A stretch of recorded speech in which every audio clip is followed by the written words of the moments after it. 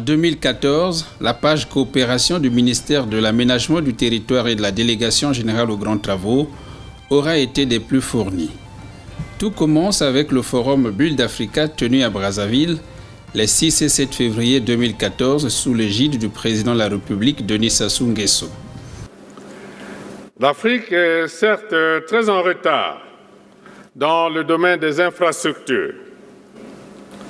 Mais cette situation n'est pas une fatalité. Elle est surmontable. Elle sera surmontée. Le forum Build Africa, le premier du genre qui se tient aujourd'hui, est la preuve s'il en est de notre volonté commune de réaliser le grand sursaut tant attendu et tant espéré. Pour atteindre notre but, nous devons inscrire notre détermination, notre réflexion et notre action dans la durée. Voilà pourquoi le Congo s'engage à organiser tous les 2 ans le forum Build Africa, ici à Brazzaville, pour nous permettre de continuer à agir ensemble dans la même ambition et la même ardeur. Organisé par le ministère de l'Aménagement du Territoire et de la Délégation générale aux grands travaux, ce forum panafricain dédié aux infrastructures a battu le record de la participation et du contenu. Des experts en ponts, chaussées, bâtiments, architecture et d'autres domaines du BTP ont échangé dans la capitale congolaise 2 jours durant pour planter le décor de ce qui deviendra pratiquement une institution en matière des infrastructures en Afrique. Des débats d'une facture hors pair ont meublé ce forum dont l'organisation a été jugée exemplaire. L'Afrique, nous reconnaissons des difficultés. Les difficultés, c'est l'effort que les États africains doivent faire dans le cadre de la sous-région pour la libre circulation des personnes et des biens. Ça, c'est un effort. Certaines régions du continent ont déjà fait cet effort-là. Nous, en Afrique centrale, on a encore quelques efforts à faire, mais le président de la République du Congo, le président Denis Sassou Nguesso, est un fervent défenseur de l'intégration sous-régionale. Nous avons, par exemple, un grand pays adossé à nous, comme la République démocratique du Congo. Brazzaville et Kinshasa, c'est la libre circulation des personnes et des biens tous les jours, tous les temps. Ça se passe très bien. L'Afrique est plus ouverte sur l'Europe que sur l'Afrique elle-même. Parce que l'Europe demande davantage. Aujourd'hui, je peux faire 10 pays européens avec un seul visa. Vous voyez? Mais un Américain, par exemple, il peut faire toute l'Afrique même sans visa.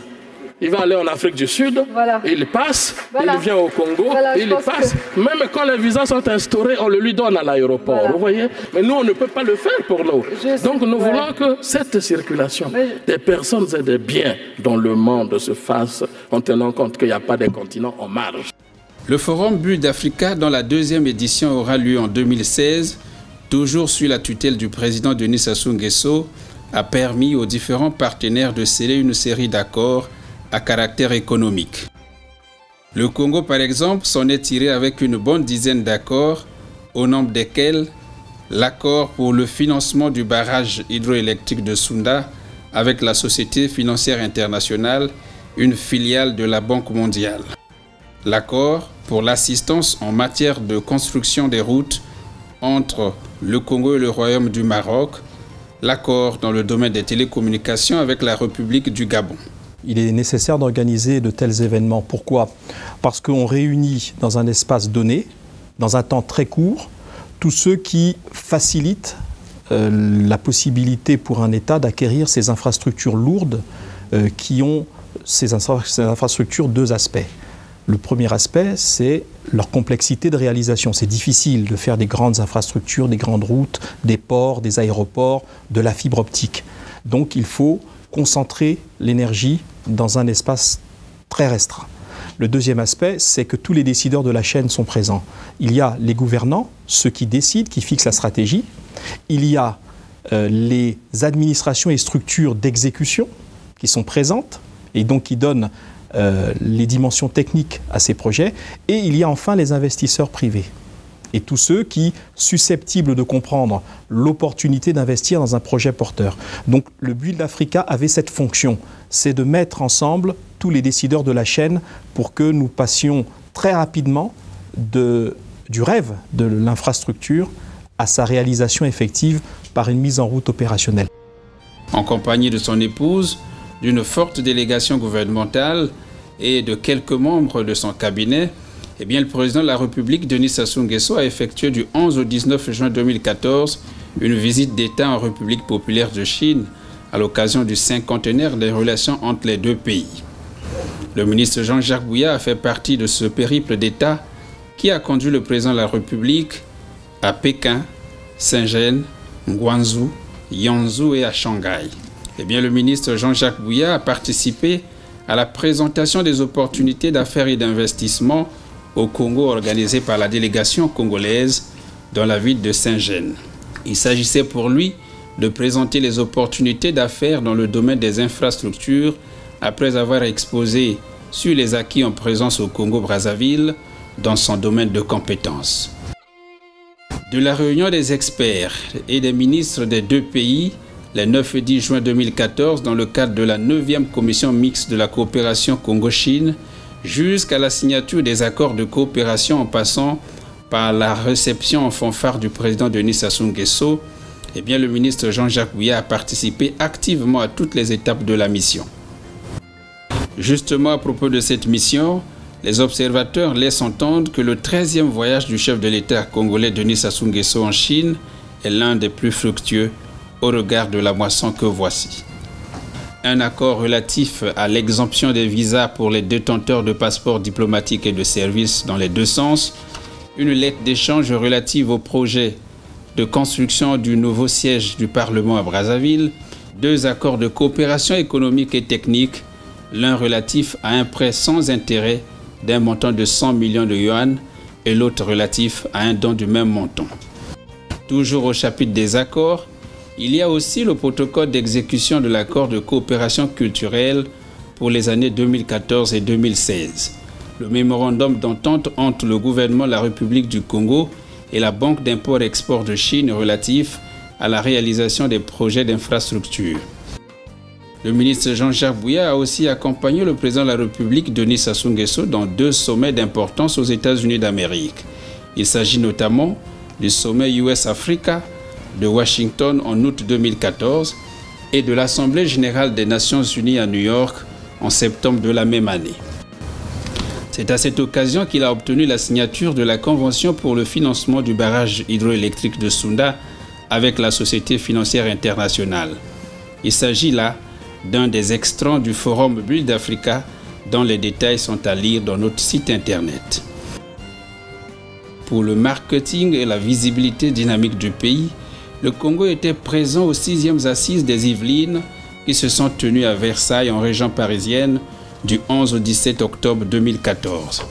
Dans cette activité de coopération économique décentralisée entre le Congo et la France d'une part et entre les départements de la Cuvette et celui des Yvelines d'autre part, il était question en réalité d'une activité de développement durable, notamment dans le domaine de l'éco-construction. Nous avons appris beaucoup de choses, c'est la coopération donnant-donnant et nous pensions qu'à travers les différents thèmes que nous avons suivis, nous allons apporter un plus au niveau non seulement des bateaux de la Cuvette, mais de la sous-préfecture du Makwa pour faire en sorte que ce que nous avons appris ici là puisse faire en sorte que nous puissions booster, n'est-ce pas, les secteurs au niveau de Makwa, notamment l'assainissement de la ville, notamment l'assainissement en eau potable, notamment les latrines et aussi parler de l'écosystème, le développement durable, les forêts, la pisciculture, l'aquaculture, pourquoi pas la pêche et l'agriculture au niveau de Makwa. Le ministère de l'Aménagement du Territoire et de la Délégation générale aux grands travaux a participé activement à ces assises à travers une forte délégation d'experts aux côtés d'autres experts des ministères et collectivités locales impliquées. La rencontre des Yvelines aura été l'occasion d'échanges d'expériences entre les partenaires et de faire le point de la coopération décentralisée entre le Congo et la France. Une belle opportunité pour les opérateurs économiques d'aller à la rencontre des opportunités en donnant et en recevant avec les personnes de département, impliqués dans la construction et le développement durable. En Afrique, ils ont d'autres partenaires, à savoir le Mali, le Burkina Faso, le Sénégal, le Bénin, je crois. Et tous les autres sont passés, il ne restait plus que nous. Et c'est ainsi que cette année, ils ont pensé nous intéresser à leurs assises. Il s'agit des 6e. Et en même temps, ces assises constituent la boucle de cette affaire, la boucle comme telle, parce que nous sommes les derniers à avoir pris part aux assises. Et donc c'est pour nous un réel plaisir que de boucler quelque chose qui a été enclenché en amont par les autres. Voyez-vous, nous avons donc saisi de l'opportunité pour faire le marketing de notre département. Et l'idéal serait donc que tout le monde se rue vers le département de la Cuvette, d'autant plus que toutes les conditions sont quasiment réunies, de sorte que les opérateurs économiques s'y investissent. À titre d'exemple de réussite de cette coopération, le Conseil général des Yvelines a conclu des accords de partenariat avec les collectivités locales étrangères, dont celle du département de la Cuvette au Congo-Brazzaville en 2009, qui a abouti entre autres à la mise en place d'un service d'entretien des infrastructures routières dans la ville de Wando, chef-lieu du département de la Cuvette, ainsi qu'un service de maintenance préventive des centres de santé. Toujours dans l'Hexagone, la ville de Paris a abrité les 29 et 30 octobre 2014 les 8e rencontres internationales des partenariats publics-privés, PPP. À la tête d'une forte délégation d'experts congolais, le ministre à la présidence de la République chargé de l'aménagement du territoire et de la délégation générale aux grands travaux, Jean-Jacques Bouya, a représenté le Congo, du reste désigné comme pays à l'honneur de l'activité en 2014. Les partenariats publics-privés en tant qu'outil d'aide au développement et à l'émergence méritent d'être pérennisés et mis en œuvre dans les pays en développement afin de susciter un investissement direct et créer des dynamiques de développement fortes. Le monde n'évolue jamais en vase clos et qu'un effort collectif, il faut le dire, en faveur d'une action publique ne manquera jamais d'attirer la sympathie de tant d'acteurs et d'observateurs. Et que finalement le développement de l'Afrique ne peut se concevoir sans le foisonnement des innovations. En parlant ainsi, je voulais voir, évidemment, à travers cette consécration, s'il faut le dire, la reconnaissance des efforts déployés depuis plusieurs années par Son Excellence, Monsieur le Président Denis Sassou Nguesso, Président de la République du Congo, dans la promotion et surtout le développement des infrastructures économiques et sociales dans notre pays. Il s'agit là véritablement d'un défi majeur. Ce défi qui impacte de plus en plus notre pays, mais la région, le continent africain, plus particulièrement la région Afrique centrale. Nous l'abordons bien entendu avec généralement l'ensemble des forces vives du pays et aussi les partenaires au développement, dans certains sens d'ailleurs dans cette salle. Voici qui donne donc matière pour les meilleures options de développement et notamment pour la diversification de l'économie. C'est le cas de le dire pour la dorsale Pointe-Noire Brazzaville-Ouesso, dont la vocation est de booster l'économie nationale congolaise par les transports. Cette rencontre de Paris était aussi l'occasion de faire participer les délégués venus de plusieurs pays, dont 9 d'Afrique, aux ateliers formation, débats et plénières sur les thématiques variées.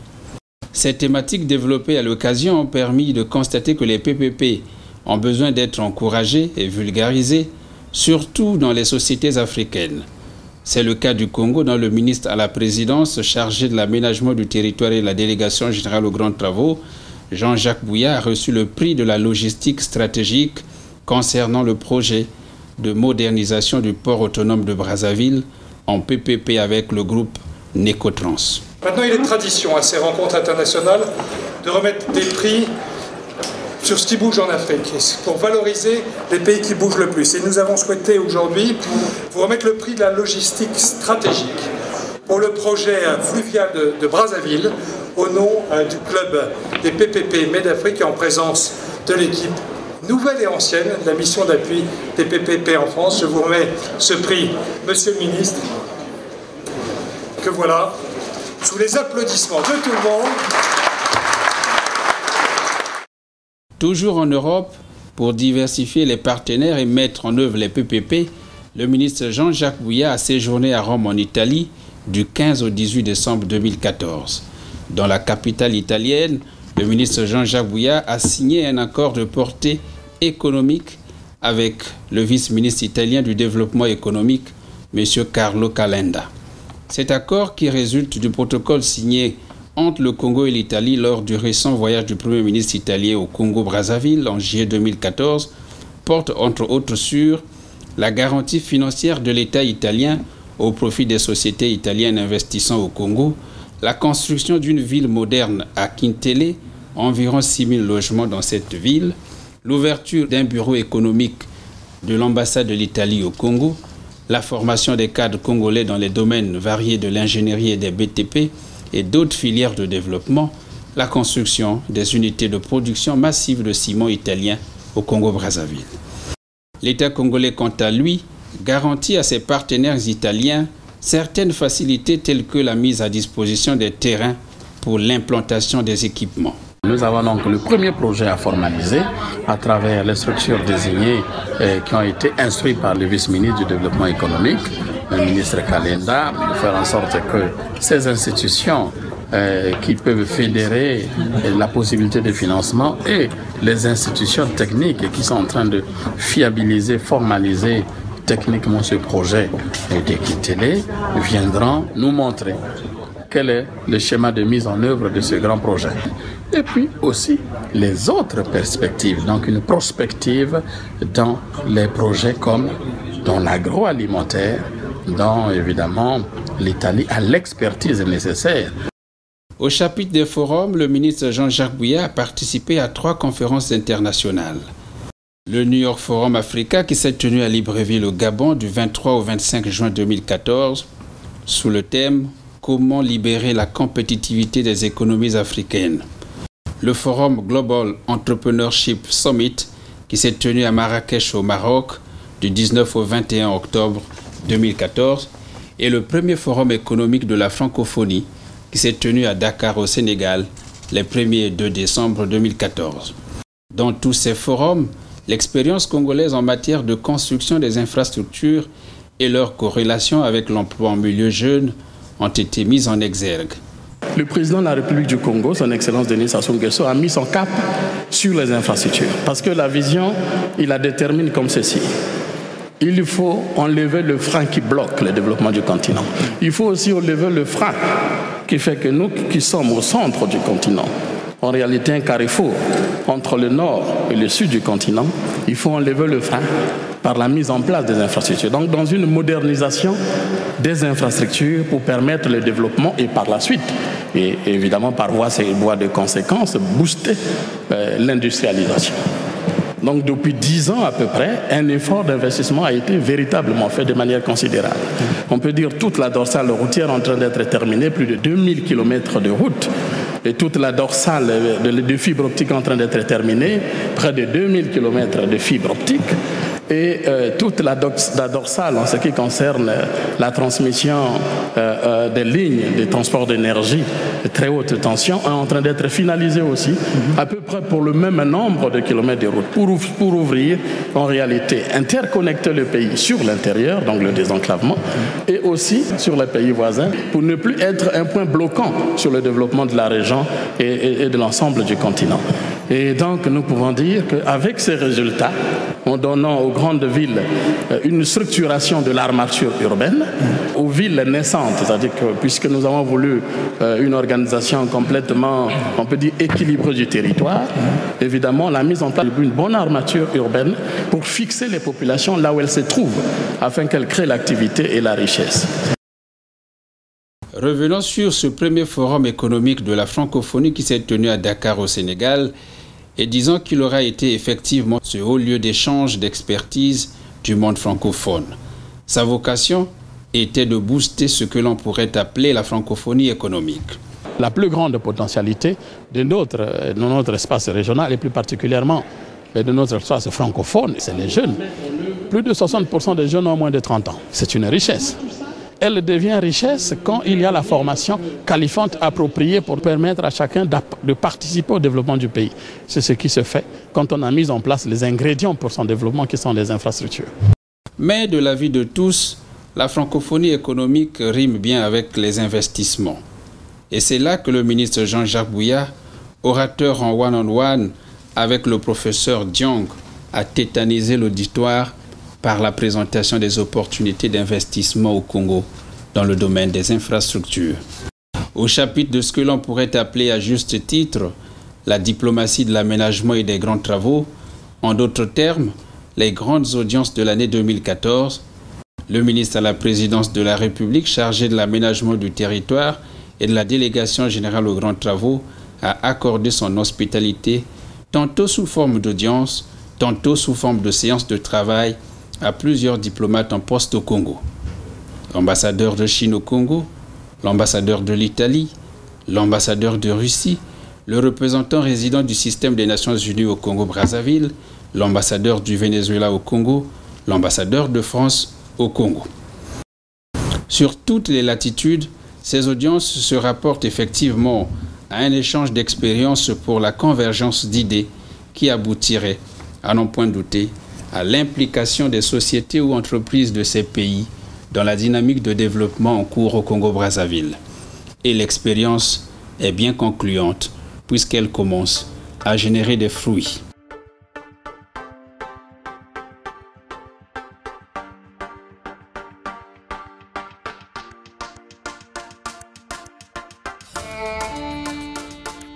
Les différents chantiers engagés sur l'ensemble du territoire national illustrent à n'en point douter la trame du programme de gouvernement du président de la République et les profondes mutations qui en découlent dans les domaines de l'aménagement du territoire et des grands travaux.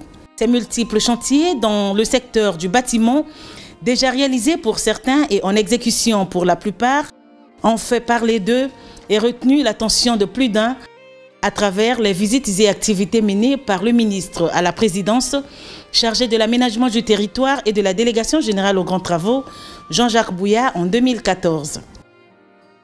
À Kintélé, dans la périphérie nord de Brazzaville, se construisent le complexe sportif et l'université Denis Sassou Nguesso. Dans ces deux chantiers, dont le premier, une fois achevé, abritera les 11e Jeux africains, les travaux évoluent à pas de géant. S'étendant sur plus d'1 km², le complexe sportif de Kintélé, ultramoderne, répondant aux exigences du 21e siècle, disposera de plusieurs compartiments, notamment d'un stade de football de 60 055 places, avec une piste d'athlétisme de 400 mètres, munie de 8 couloirs et des aires de jeu, offrant toutes les commodités nécessaires et dignes d'un ouvrage de sa taille. Les travaux y sont déjà exécutés à 70%. Le complexe sportif de Kintélé est également doté, entre autres, d'un palais des sports, d'un centre nautique, d'un hôtel et d'un village olympique, érigé lui dans l'enceinte de l'université Denis Sassou Nguesso. Celui-ci se substituera au campus universitaire après les Jeux.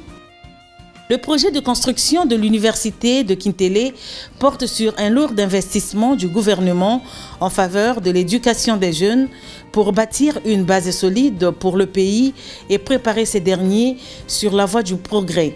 Cette université aura pour vocation de former les cadres et techniciens de la sous-région Afrique centrale afin de faire face aux enjeux et défis de l'émergence. La volonté du gouvernement d'améliorer les conditions d'études de la future élite congolaise s'explique par la réalisation de 2 amphithéâtres à la faculté des sciences économiques et du 3e au phénotype, dotés tous d'une capacité d'accueil de 1500 places et de tous les accessoires liés au modernisme. La construction des lycées d'excellence de Mbunda et d'Oyo n'échappe guère à cette ambition d'assainir l'environnement scolaire.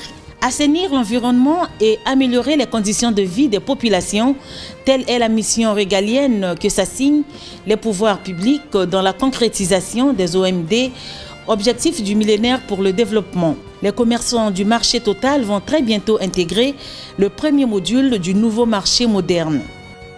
Démarré en 2007, le projet de construction de l'hôpital général spécialisé de 200 lits à Oyo, dans le département de la Cuvette, s'inscrit dans le partenariat stratégique Congo-Chine. L'objectif étant de pourvoir le Congo d'une structure de santé de haute facture. C'est dans le programme du président de la République de mettre en place un certain nombre d'hôpitaux pour améliorer la condition de vie des populations. Il était prévu de mettre en place ici un hôpital général spécialisé, puisqu'il y a une résolution de construire dans tous les chefs-lieux de département des hôpitaux généraux. Donc je pense qu'à ce moment, les conditions seront réunies pour que les Congolais puissent être soignés comme il faut. C'est un hôpital général spécialisé. Ce n'est pas simplement pour le Congo comme tel. Vous savez que nos pays d'Afrique, et notamment plus particulièrement d'Afrique centrale, le ministre le dira encore mieux que moi, souffrent de problèmes d'évacuation sanitaire. Il suffit que quelqu'un tombe malade, il faut trouver un moyen de les amener ailleurs, de soigner, les coûts sont importants. Donc avec la mise en place d'un tel hôpital, il peut avoir un caractère véritablement régional et pour faire en sorte qu'il soit possible dans une ville aussi paisible, aussi calme, de pouvoir amener les patients ici, les soigner normalement et pour qu'ils puissent repartir là où ils sont, même quand ils ne sont pas évidemment du Congo ou même des pays du voisinage. Confiés à EMES, la fourniture et l'installation du matériel sont en cours. La même société a gagné le marché d'équipement de l'hôpital Mère-Enfant Blanche Gomez. Ici, les travaux de réhabilitation du premier module et de construction du deuxième bâtiment sont achevés. Cependant, quelques réserves sont émises en vue de rester conformes aux normes d'exploitation hospitalière. Endommagé par les déflagrations du 4 mars, l'hôpital de référence de Talangaï a été réhabilité et son équipement s'effectue. Les 200 logements sociaux de Mpila, affectés par la même cause, sont aujourd'hui complètement réalisés.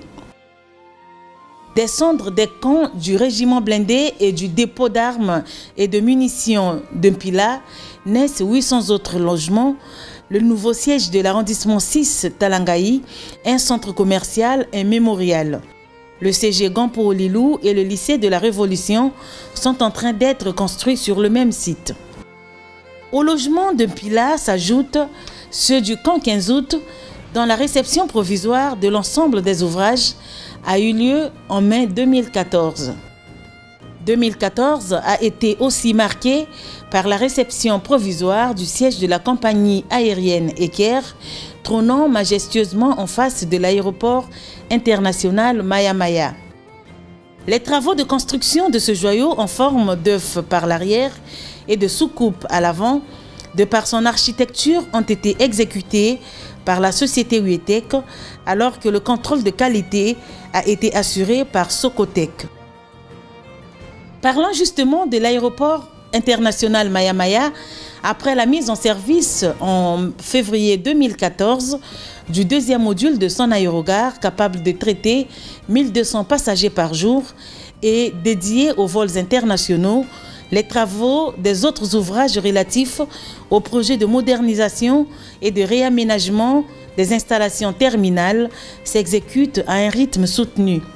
Il s'agit de l'hôtel de l'aéroport, de l'aéroclub, du pavillon présidentiel qui a bénéficié des études architecturales de Lufthansa. Lancés en décembre 2011 par le président Denis Sassou Nguesso, les travaux de construction du deuxième module de l'aérogare de l'aéroport international Antonio Agostino Neto de Pointe-Noire respectent les délais contractuels. Cet ouvrage ajoutera un plus au paysage de la ville économique et permettra de croître le trafic aérien à ces niveaux. Un autre ouvrage dont les travaux ont considérablement évolué et qui va rehausser la physionomie de cette ville est le siège administratif du port autonome de Pointe-Noire. Au regard de la croissance de ses activités, cette structure est appelée à être nantie d'un siège à l'ampleur de sa tâche. À Brazzaville, les travaux de construction du siège du ministère de l'Intérieur et de la décentralisation confiés à l'entreprise San José ont déjà atteint un niveau d'exécution très avancé. Il s'agit de l'édification de 2 bâtiments parallèles de 10 étages chacun, reliés par 2 passerelles. Le gros œuvre s'impose déjà comme un véritable colosse à la place de la République. Situé dans la périphérie nord de Brazzaville, à 40 km de la route nationale numéro 2, la zone industrielle et commerciale de Maluku est la concrétisation du 2e volet du programme de gouvernement du président de la République consacré à l'industrialisation. Les 16 usines de fabrication de carreaux, des tôles galvanisées et ondulées, des tubes et tuyaux en PVC, de production des pièces mécaniques et de remotoulage, dont les essais techniques se sont avérés concluants, sont d'ores et déjà fonctionnels et leur mise en service n'est plus que question de temps. À travers ce grand complexe que vous avez vu, qui est déjà réalisé, on peut dire en totalité, il restera donc à mettre en œuvre les actions managériales pour rendre donc efficace cette structure.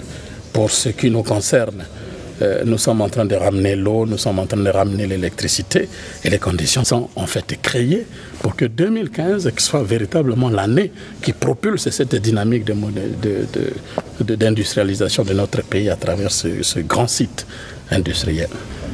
Ici, 16 usines, c'est 2000 emplois dans sa forme active, 2000 emplois. Donc on peut dire en moyenne entre 100 et 150 emplois par usine. Et les usines fonctionnent de manière indépendante. Donc si les conditions managériales telles qu'elles sont en train d'être mises en place par le ministère du Portefeuille et le ministère du Développement industriel se mettent en place, 2015 sera une année décisive qui va donc créer les conditions véritables de voir dans ce pays le Made in Congo à travers la structuration de filières. Filière de bâtiments travaux publics, filière de l'électricité, filière de l'eau potable, puisque vous voyez, quand vous voyez les projets eau pour tous, vous allez dans les villages, vous voyez, il y a des réservoirs verts, jaunes et rouges, tout ça est fabriqué ici. Vous voyez, il y a des tubes galvanisés, des tubes PVC, ça et là, tout ça se fabrique ici. Vous voyez, c'est déjà un avant-goût qui montre que le Made in Congo peut faire en sorte que nous ayons la maîtrise de l'ensemble de la filière de BTP, de l'électricité et de l'eau potable. Donc c'est une appropriation véritablement nationale et d'ailleurs, le représentant spécial du secrétaire général l'a dit, qu'on ne peut pas aller vers les grandes choses si l'ensemble de la nation, à travers les entreprises locales, à travers ceux qui apportent l'expertise et ceux qui se qualifient dans l'expertise de pouvoir apporter, à s'approprier donc cette expérience nationale qui permettra de porter le pays et faire en sorte qu'il y a le Made in Congo pour servir non seulement le Congo, mais aussi le voisinage et même la sous-région et certainement au-delà. D'autres projets d'envergure en ce qui concerne le volet des bâtiments viendront compléter au fur et à mesure l'armature d'équipement du pays en infrastructure. Allusion faite au projet de construction de la nouvelle ville à Kintélé, de la Cité de la Culture et du FESPAM, toujours à Kintélé, et des sièges de l'Assemblée nationale et du Sénat à Brazzaville.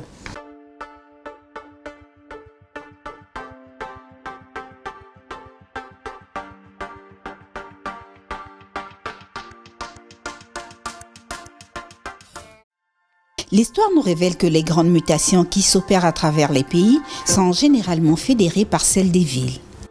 Pour peu que l'on vive à Brazzaville ou que l'on séjourne quelques moments dans l'un des 12 départements du pays, on s'apercevra de toute évidence que tout le Congo est en chantier. La délégation générale aux grands travaux, maître d'ouvrage délégué de l'État congolais, exécute sous la tutelle du président de la République Denis Sassou Nguesso des travaux de transfiguration et d'embellissement des villes et du pays entier en des cités coquettes et modernes. En ce qui concerne le volet infrastructure de transport, la dynamique de 2013 s'est encore poursuivie en 2014. Certaines routes sont construites et d'autres sont en cours de travaux dans la quasi-totalité de nos départements.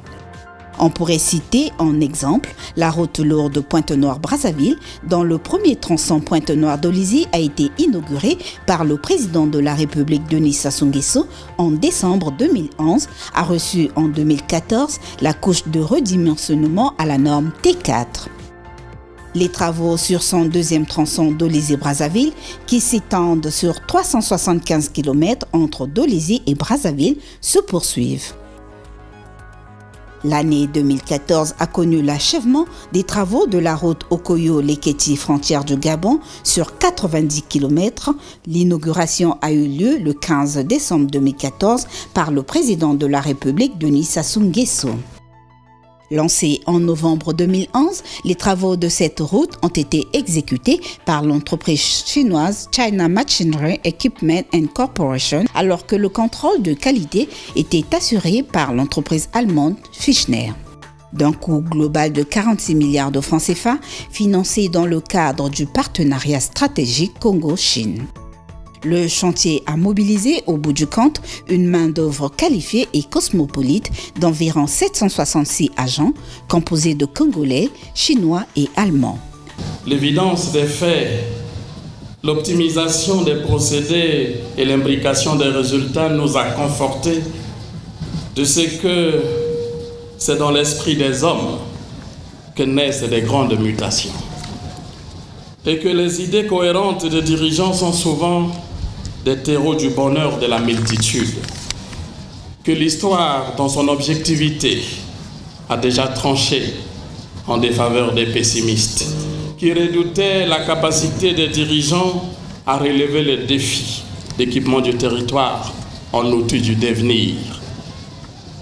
Aujourd'hui, le foisonnement des initiatives qui naissent le long de ces axes visités prouve à suffisance que l'absence de la route causait cruellement tort aux populations d'ici. Aujourd'hui, avec la mobilité des populations sur une route asphaltée, dans une contrée qui, au demeurant, ne faisait rêver personne, est un signe évident que les bornes du développement sont désormais visibles. À Brazzaville, le lancement officiel des travaux d'aménagement et de bitumage de la corniche de Brazzaville a eu lieu le 10 décembre 2014. La route s'étendra prochainement jusqu'à Kintélé. Cet ouvrage intègre un viaduc comprenant un pont de 545 mètres de longueur. 2 giratoires feront partie de ce projet, l'un au ravin du Tchad et l'autre à la case de Gaulle, en encerclant le monument des compagnons de Brazza. L'ancienne section existante qui part du ravin du Tchad au restaurant Mamiwata d'une longueur de 1,300 mètres et d'un trottoir de 10 mètres sera requalifiée et remise aux normes. Les travaux entièrement financés par le gouvernement congolais sont évalués à un montant de 70 617 526 francs CFA. Une nouvelle voie de 14 mètres de large avec un terre-plein central d'1 mètre et un trottoir de 4 mètres côté fleuve sera aménagée. C'est la société chinoise China Road Bridge and Corporation qui a la charge d'exécuter les travaux pour une durée de 22 mois.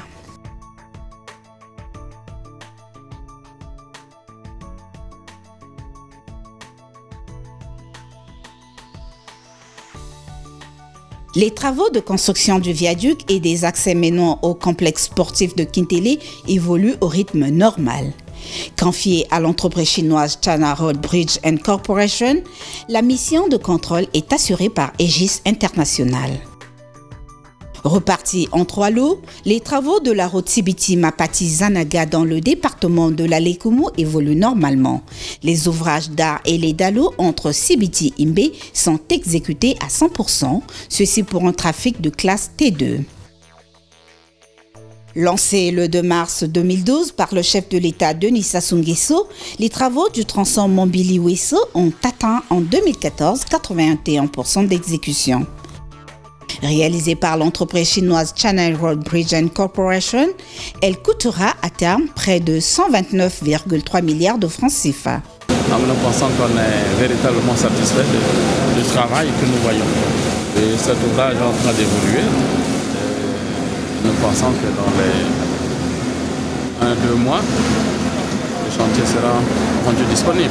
Il faut dire que sur les 199, nous avons pu corriger évidemment le tracé pour revenir presque à 195. L'aménagement et le bitumage de la route Keta-Djoum dans son tronçon Keta-Sembe-Soinké, frontière du Cameroun, se poursuit normalement. 2014 aura été une année décisive en ce qu'elle a apporté des dizaines de kilomètres de plus à cette zone forestière.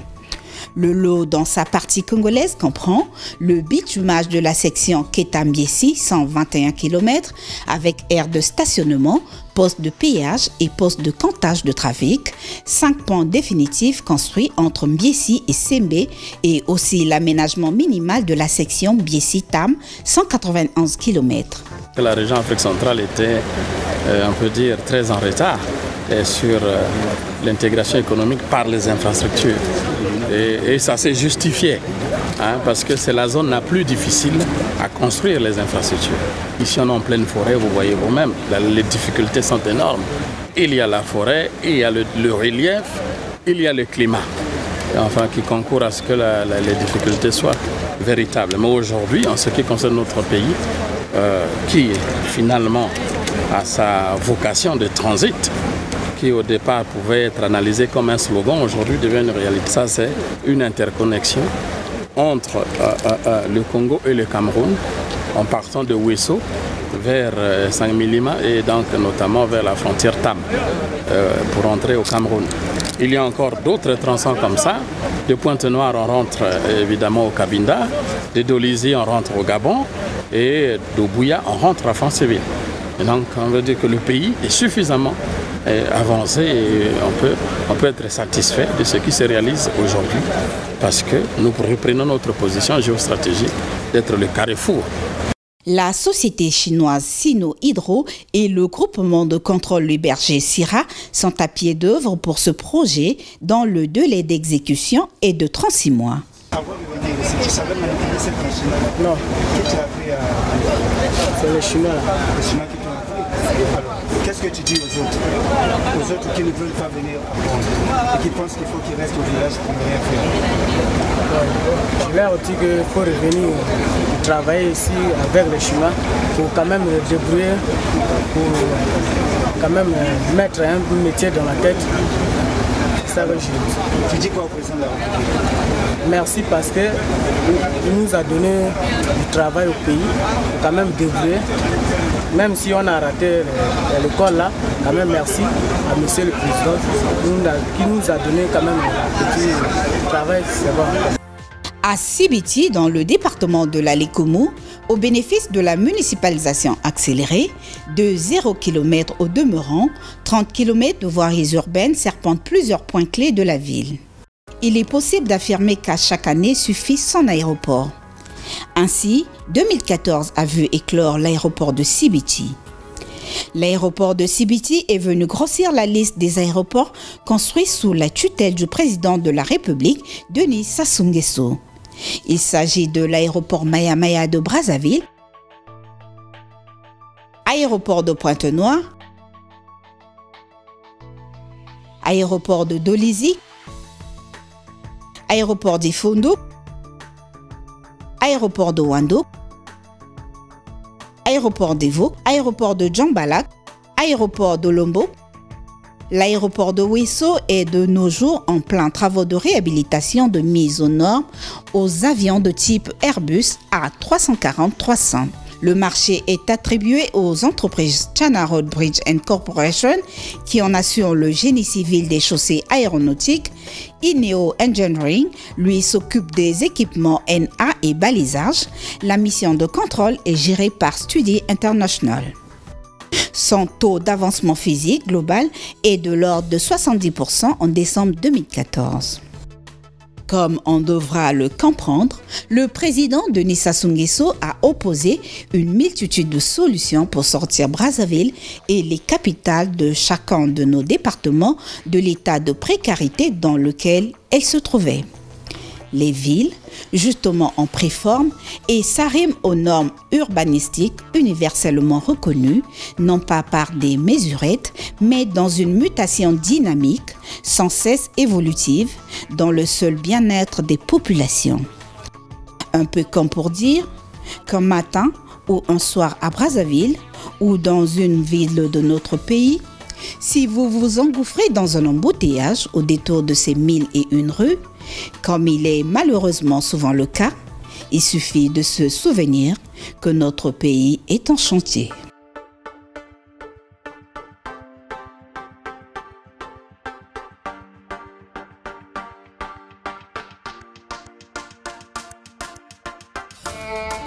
La municipalisation accélérée, lancée par le chef de l'État, est un véritable projet de développement, un grand chantier pour le Congo.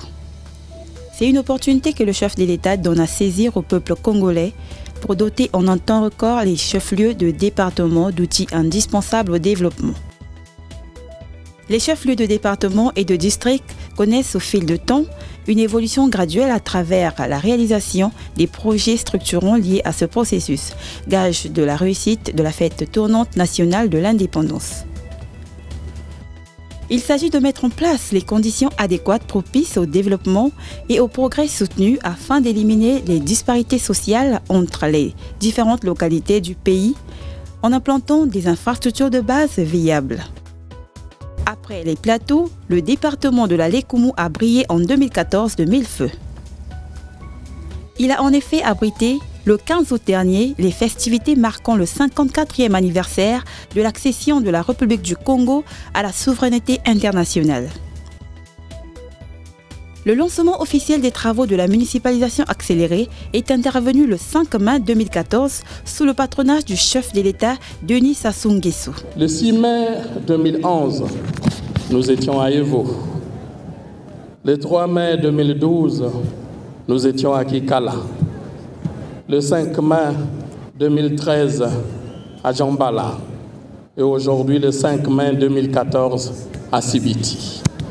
Voici là un ensemble de repères qui prouvent, pour ne pas le rappeler, la constance d'un programme de développement, les raisons évidentes d'un programme d'aménagement harmonieux du territoire et finalement la détermination d'un chef à donner matière aux préoccupations de son peuple.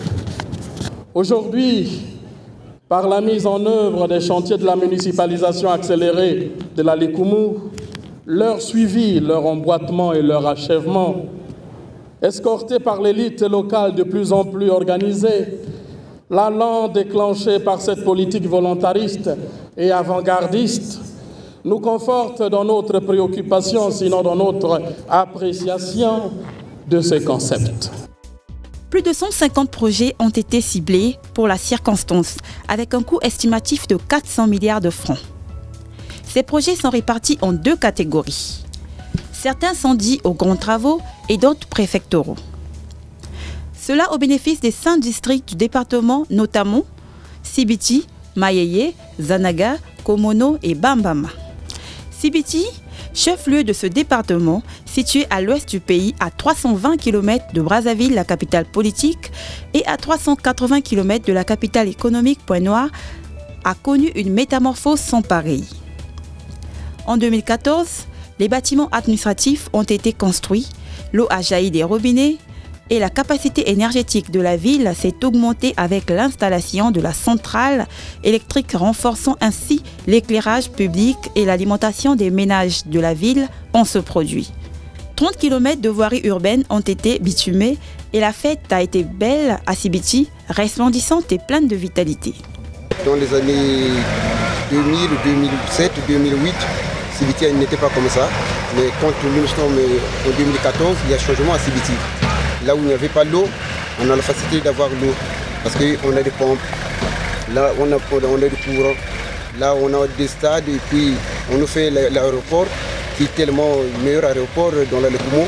On nous a construit une stade tellement magnifique. Je le dis bien, ça dépasse même le stade de Bélizy. Notons qu'en 2015, Les projecteurs seront focalisés sur le département de la Sangha qui abritera le 55e anniversaire de la fête de l'indépendance.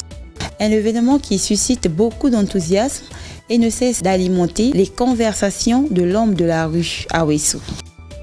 Le ministre à la présidence, chargé de l'aménagement du territoire et de la délégation générale aux grands travaux, a séjourné à Ouesso le 18 décembre 2014. S'en est sorti satisfait de l'état d'avancement des travaux. Nous avons montré le quadrillage de la ville par les projets de voiries urbaines qui vont jusqu'en bas, jusqu'à Langoko. Vous avez vu, les travaux sont en cours, sont en chantier. Les grands ouvrages tels le stade, le palais présidentiel, les voiries urbaines sont déjà en chantier. Et là, nous sommes sur l'aéroport, qui est un grand projet qui a commencé bien avant la municipalisation. Parce qu'il s'agit ici de mettre un aéroport aux normes internationales pour faire que dans notre pays, nous ayons 4 aéroports internationaux pour les avions de toutes catégories. La référence, c'est le Boeing 747, c'est l'Airbus A340. Vous voyez? Donc il s'agit de Pointe-Noire, il s'agit de Brazzaville avec les cadres supplémentaires de l'A380, il s'agit de Lombo et il s'agit de Ouesso. Si vous regardez bien avec nous, du point de vue géographique, puisque nous sommes là pour l'aménagement du territoire, aménager le territoire de manière équilibrée, vous allez comprendre que les distances sont presque les mêmes. Pointe-Noire vers Brazzaville, vous avez autour de 500 km. Brazzaville vers Olombo, vous avez autour de 500 km. Et Olombo vers Ouesso, vous avez autour de 500 km. Ça permet de donner au territoire sa dimension réelle de développement de manière équilibrée. Au regard de tout ce qui se réalise, il faut affirmer que la fête sera belle à Ouesso, la capitale du cacao, comme il en a été dans les autres chefs-lieux ayant reçu cette expérience de municipalisation accélérée.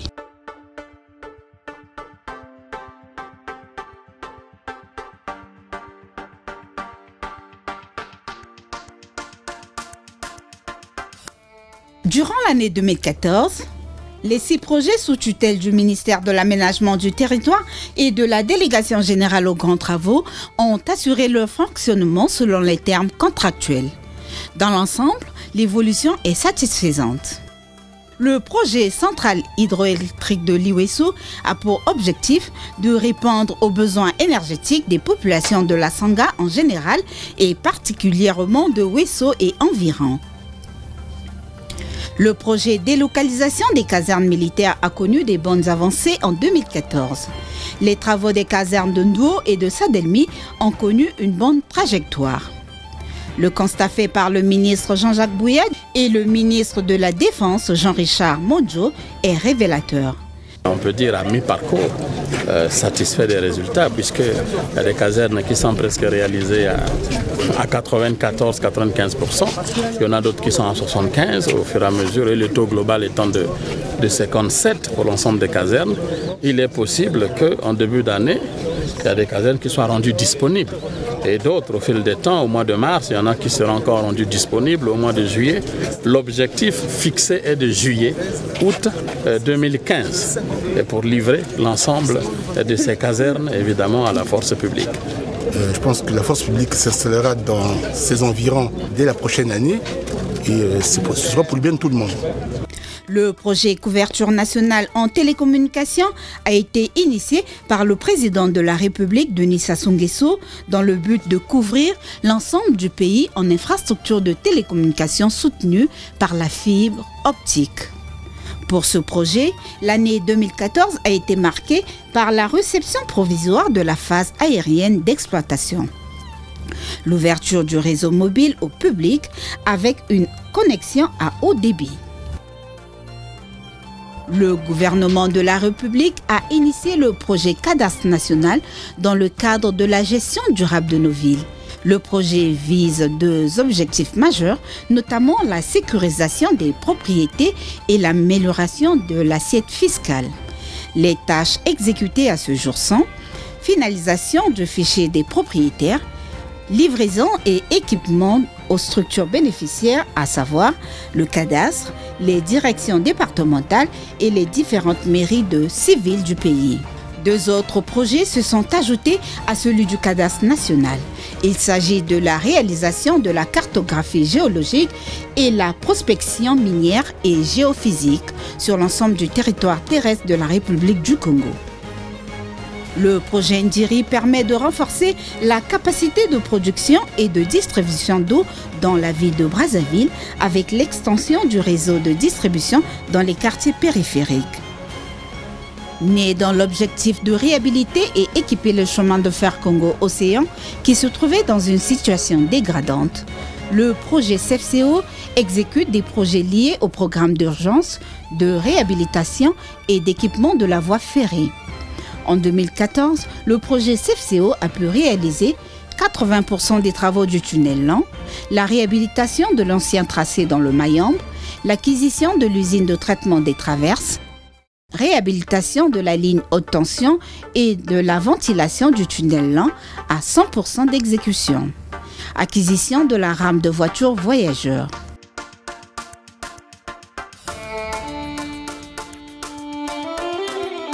L'acquisition de 10 locomotives commandées aux USA en 2013.